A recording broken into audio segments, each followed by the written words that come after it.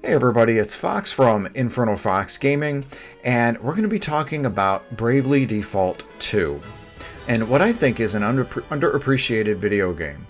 And of all the games that I've talked about in this way, this is probably one of the more recent ones.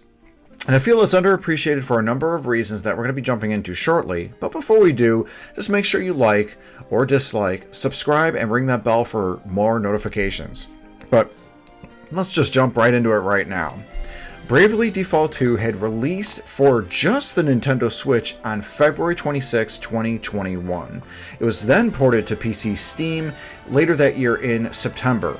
And this is the third overall game in the Bravely series. The first was released on the 3DS back in October of 2012, and it got a direct sequel called Bravely Second End Layer, which continues the first game's story. Bravely Default 2 is in its own unique world, taking concepts from games in the overall series, like the job and battle system. And the story is pretty basic JRPG fare. The main character, Seth, shipwrecks and is discovered by an exiled princess named Gloria and her Chad attendant, Sloane. The story then branches out from there, where they meet the stylish scholar Elvis and cute as a button mercenary Adele. And as these two, along with Seth and Gloria, they then become the era's current heroes of light with the power of the Four Crystals. And they must fight to prevent this power of the Four Crystals from being abused by the kingdom of Holograd and prevent the Knights Nexus from invading that had been sealed long ago. The gameplay loop involves the continuation of the story while gaining gems, specifically called asterisks. The battle system is basically turn-based, and these occur when running into enemies out in the field or in dungeons or mansions or what have you. The Bravely system allows for turns to be saved or used ahead of time to gain more hits or more power. Though do note, enemies can do this as well. You got 3 turns saved up, you can spend all 3 at once and the current one for 4 turns. But if you have no turns saved up, you can take that current turn and 3 turns in debt, but in doing so, it's like risk and reward. You risk not having a turn for the next 3 layers of turns. The jobs gained from the asterisks, as well as many of the abilities and spells, are very nearly the same from the Final Fantasy series. And the publisher Square Enix announced late in 2021, that the year that this game came out, that Bravely Default 2 did hit 1 million in sales, though there have been no other updates since then.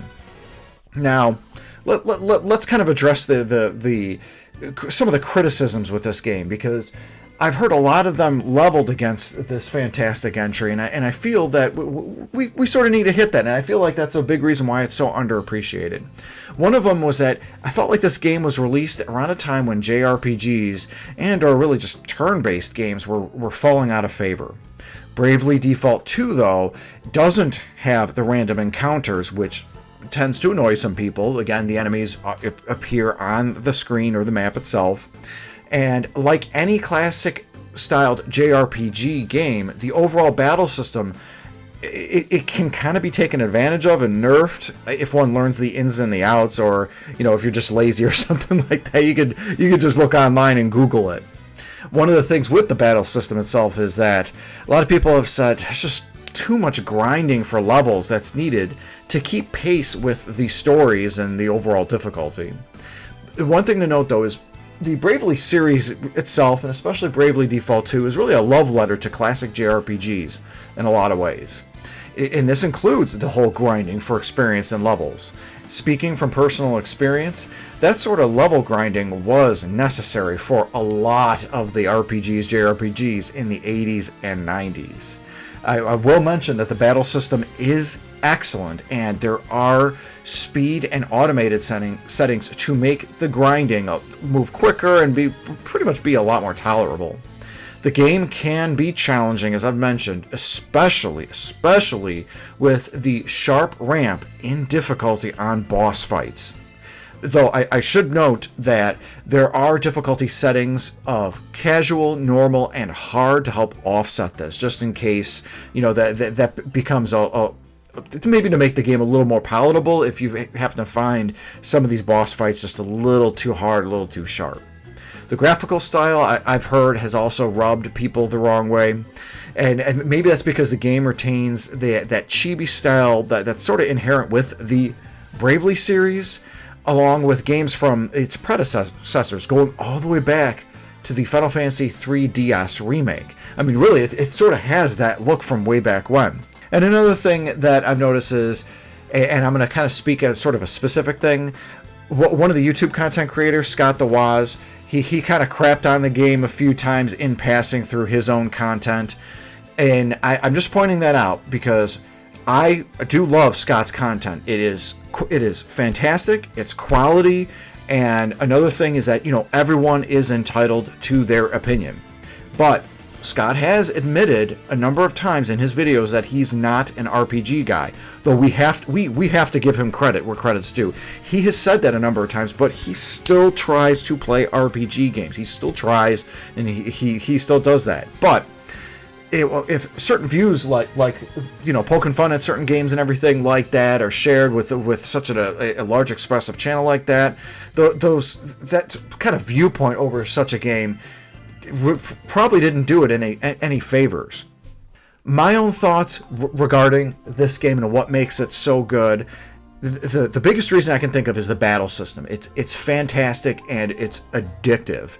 The great job system using the asterisks is awesome because it really just feels like an improved version of Final Fantasy V. I mean, you got jobs like like a knight type job and a thief type job that uses skills and everything like that are actually do abilities that use magic points, kind of like how Final Fantasy Dimensions was, where it really sort of gave depth to those types of jobs and gave them more than just beyond a cover ability or a steal ability. I just really love that about what these games, when it adds that depth to something that seems pretty basic.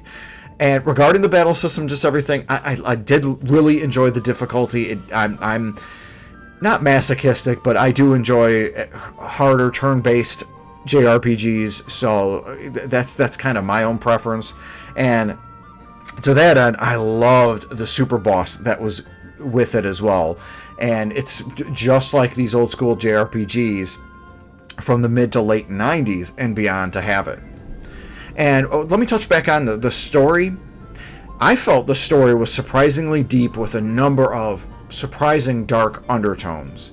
There was also a really surprising amount of depth with the characters, especially with the four main characters in the party. You really got to know them with the amount of time of playthrough. They didn't just feel like four named avatars, kind of like how Final Fantasy V did. I know that's kind of dating myself because that's over 30 years old, but you really got to know the characters and really their stories and everything like that.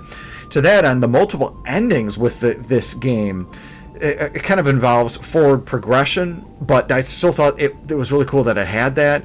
So when you get an ending, you can then continue to progress and then get another ending and further progress the story, rather than something extra being like Chrono Trigger once you beat the game. Those particular endings just kind of happen depending when you beat Chrono Trigger. This was nice because the quote-unquote true ending occurs once you have progressed the story to its natural ending point. And I really felt like there was a lot of payoff to that, because of based off the endings that preceded it, like that true ending, especially with the depth of the characters, was fantastic to see. And the music in it is absolutely phenomenal. It was done by the group Sound Horizon, which is a Japanese symphonic rock musical group. And it's a little different than something like Octopath Traveler, where the music that is in Bravely Default 2 sort of is leaning more towards the symphonic, but again, it's still quite excellent. Whereas I felt like Octopath is both symphonic and a bit rock, sort of like upbeat rock, depending, like especially with some of the battle themes.